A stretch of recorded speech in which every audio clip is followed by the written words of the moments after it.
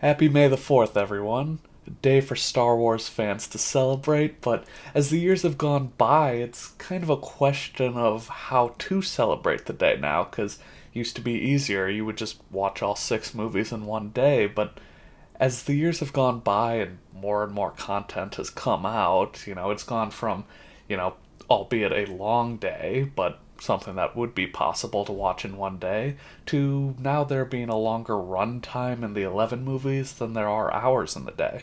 And that's if you don't include TV shows like The Clone Wars or The Mandalorian or Andor or Rebels. You include all the TV shows with this, and we're looking at over 250 hours or, 11 days consecutive of just watching Star Wars continuously, which, could be a good way to try to set the Guinness World Record for most time stayed awake, but it's probably not going to end very well for you.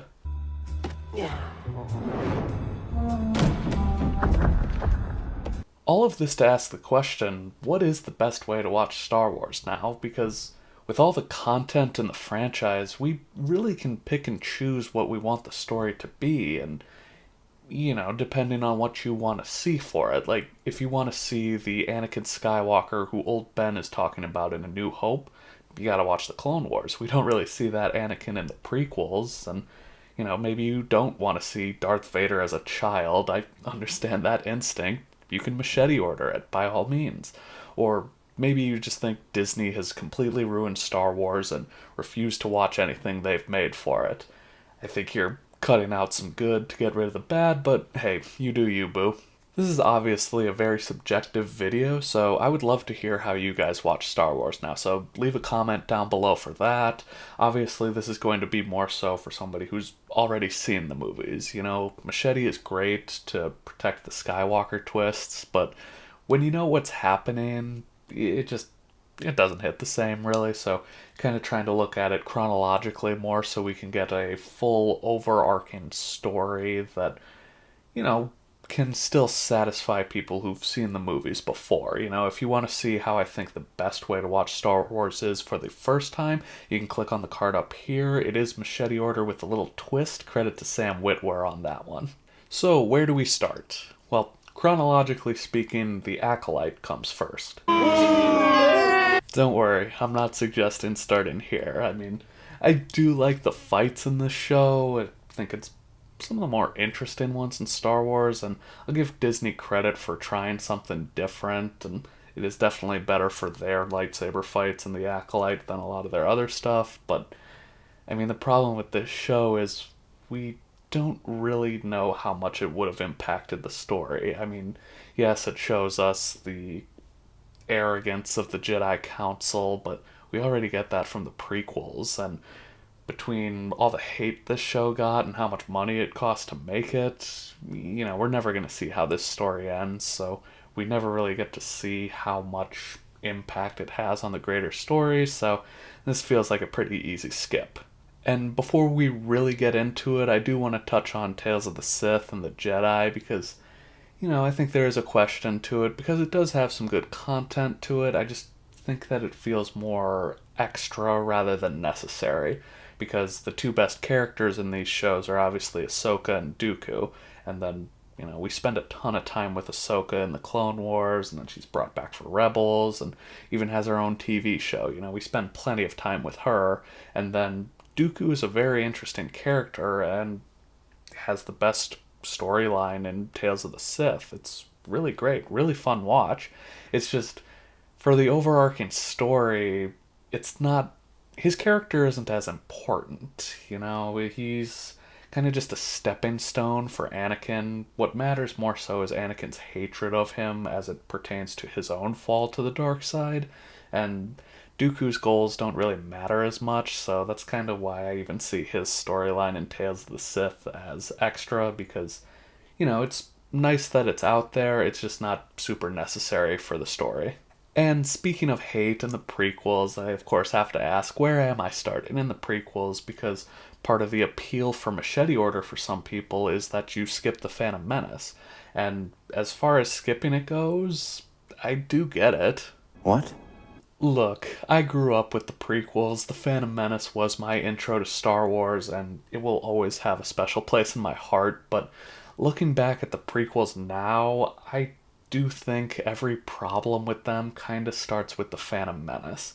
And I don't mean just like Jar Jar Binks and all the little stuff that was clearly for kids. I mean more so like how Qui-Gon is kind of the main protagonist of that movie, you know? He's the one who's pushing the plot forward, and, you know, he's a cool character, but this trilogy really is built around Anakin, Padme, and Obi-Wan, and that time spent with Qui-Gon is time spent away from them.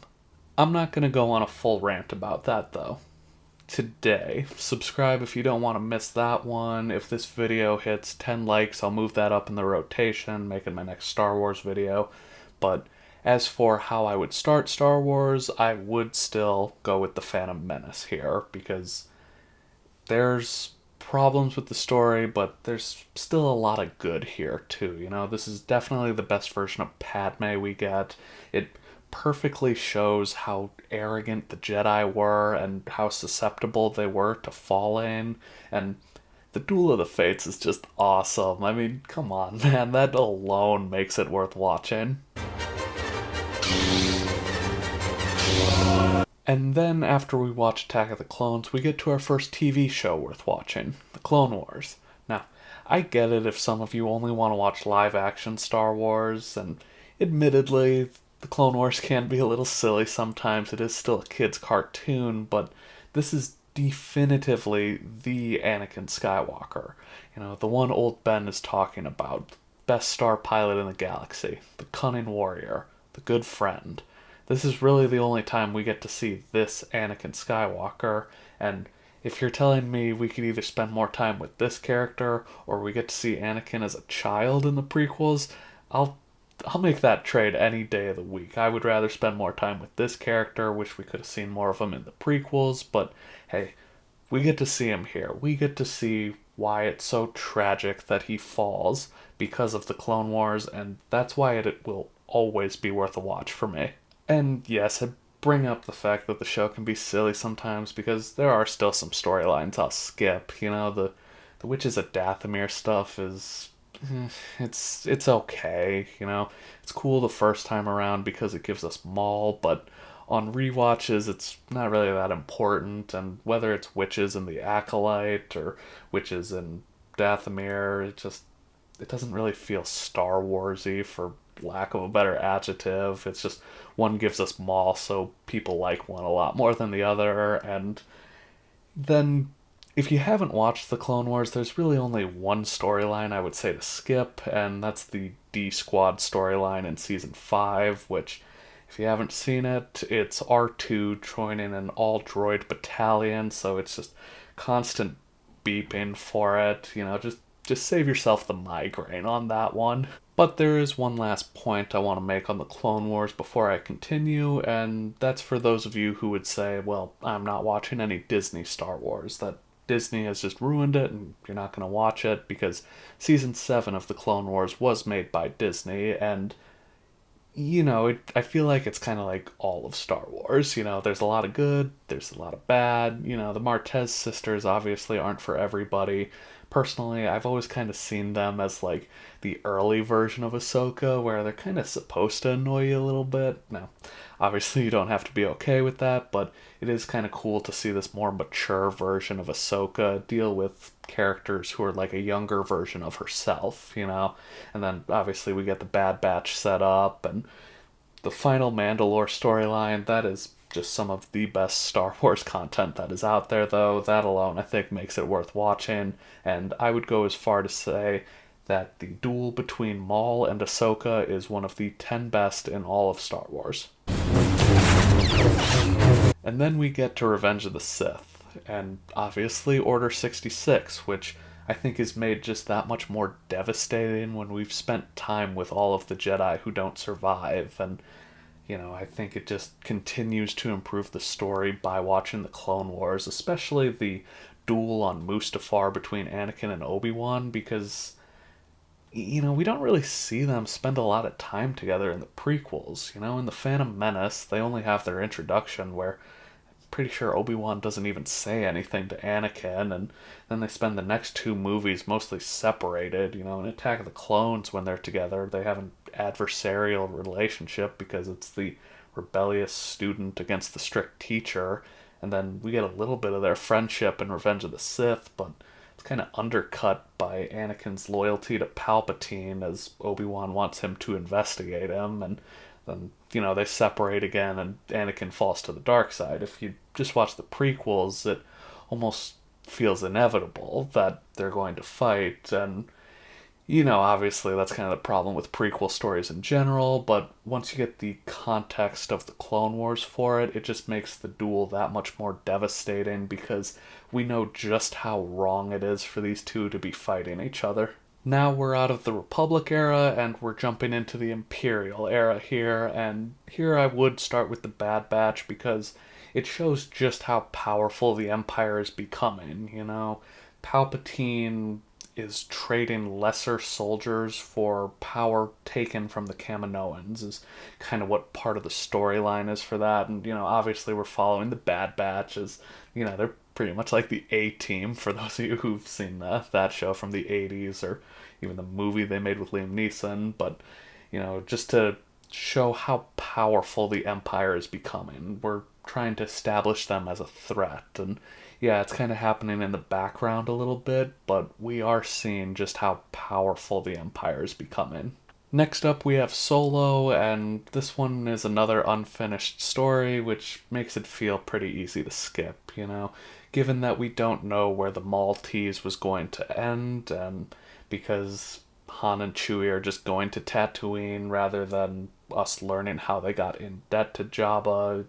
Feels like there's some questions here, and even though this was a fun movie and I did enjoy it, I don't think it's necessary to watch for the overarching story, and I think we can skip this one. Then we get to the Kenobi show, and man, did I love this. Could it have just been a movie? Of course, but seeing the transformation of Obi-Wan into Old Ben is just such a great story idea because in so many ways Old Ben was just the perfect Jedi, and after everything he lost to become that wise old sage, that's a story that I will always be interested in seeing. And even if this is the end of the show, hey, it's still necessary, in my opinion, to watch for any overarching Star Wars story, And obviously it has its problems still, but this is some of the best Star Wars out there, and I will include it in any rewatch. Then we get to Andor and Rebels, two very tonally different shows that actually serve a similar purpose, to show the strength of the Empire and how the Rebels came to be. I think it's still important to see that, even though, one's obviously a kid's cartoon and the other's a very serious show. Both are still good for what they are. It's just kind of funny that they serve a similar purpose. One that I think that so far Maul Shadowlord has been kind of doing, though that's obviously showing more of the strength of the Empire, I think, rather than like a more direct line of how the Rebels came to be, before Han and Luke were there, obviously. This all then culminates in Rogue One as the Empire finally has the Death Star operational. A supposed strength that will rule over the entire galaxy, but this also has the effect of spurring the rebels on to fight the Empire openly, and they're able to get their first victory against the Empire as they learn the information that will lead to them blowing up the Death Star. It's just the problem is also that we get to see the Empire's true greatest weapon be used also in response to their victory. Man, that movie could have just been that one scene and I would have gladly gone to the theater, paid for a ticket, sat there for a couple of minutes, and just gone on my way with a big smile on my face. Now we're at the original trilogy, and what more do I need to say? These movies are the reason why I'm making this video in the first place. Without them, Star Wars wouldn't exist. My tradition even has been to watch the OGs on May the 4th since more movies have been coming out, and I would be insane to suggest you skip any of them. Well, except for one scene. Yeah, that song makes my ears bleed. And with Return of the Jedi, this might be where some of you are okay stopping, and I get it. Orson Welles said it best when he said if you want a happy ending, that of course depends on where you stop the story. And this is a great ending. But for as much hate as the Disney sequels get and the TV shows get, I do think they still add to the story, and it's why I keep going. You know, we might get our happy ending with Return of the Jedi, but to get that realistic story, it doesn't always end with happily ever after. You know, there's usually something more to it, and, you know, I'm not going to sit here and tell you that anything Disney has made has been some sort of Machiavellian masterpiece, you know. I know there's a lot of bad to it, but there's also a lot of good in the bad too, which is the case in all of Star Wars. That's why I exposed you to the Max Rebo band, and that's why we get clips like these. I don't like sand. But I was going into Toshi Station to pick up some power converters. So I continue with the Mandalorian TV show, and I'm really excited for the movie coming out later this month. And as far as the Ahsoka show goes, you know, there's still a lot of unanswered questions, so I don't always watch it for a Star Wars rewatch, but I am cautiously optimistic that there could be more to this story, and with both of them, really, what I'm hoping for is that it answers some of the unanswered questions from the sequels, you know, helps make them better the same way that the Clone Wars did for the prequels. And, you know, for those of you who would say, well, these movies should be able to stand on their own, I agree with you. It's just not what we always get with Star Wars, so that's why I think this extra content is so important to watch for, you know, whether it's the Clone Wars or the Bad Batch, Kenobi, you know, I think there's more story to tell, and, you know, it's kind of hard to tell it in just a 2.5 hour movie, but we watch stuff like this and it can make it better. And I didn't include the Book of Boba Fett with the other two shows because beyond how Grogu comes back to Din Djarin and, you know, some of the cool stuff we get with Luke, there isn't really that much to the show that affects the overarching story. Personally, I haven't always been the biggest Boba Fett fan anyway. I mean, I also didn't have the toys in the 80s for it. Maybe that's more so why for it. But, you know, for me, it's a more skippable show because, sure, it answers some questions for The Mandalorian, but beyond that, it doesn't really add to the story. And I know some of you are thinking I'm crazy for suggesting that the sequels are important to watch and are a must watch for Star Wars. And, you know, I do get it. Like, they were disappointing in a lot of ways, and they weren't everything I wanted them to be either, even as somebody who likes the sequels more than most. But part of the reason I do like them is it does continue to tell the story of Han, Luke, and Leia. It does finish Anakin's story. It finishes the story of the Jedi, really. We are what they grow beyond. That is the true burden of all masters. Yoda's always so wise, and this quote here is why I think the sequels exist, you know? They ask the question of what is Han, Luke, and Leia's legacy? What do they leave behind? What is the legacy of the Jedi, really, at the end of the day? Because if you've watched my channel before, you know that I'll say that, like, oh, how did they get to the sequels? You know, their failure was that they didn't stick together. You can click on the card up here to see full details, but even after their failures, they're able to come together through Rey, teach her their successes, their failures, as she's able to take all that knowledge and save the galaxy again. She is what their legacy is, and she's what they leave behind.